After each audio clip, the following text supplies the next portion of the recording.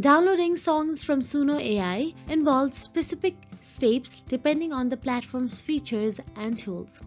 So here is a guide on how to do that.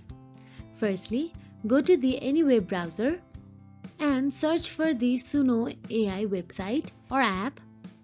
Then make sure the platform offers a download feature. This could be premium or free, but in the free version you can download the Suno's AI song.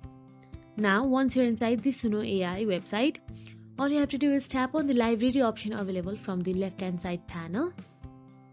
Once inside the library, you can see all the songs available there. So here tap on the library. So all you have to do is tap on the three dot option available right next to the song, and a drop down menu will appear on your screen.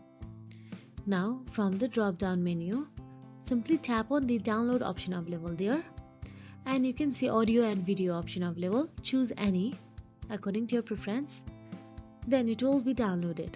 So that is it. If you found this video helpful, please like, share and subscribe, and thank you so much for watching.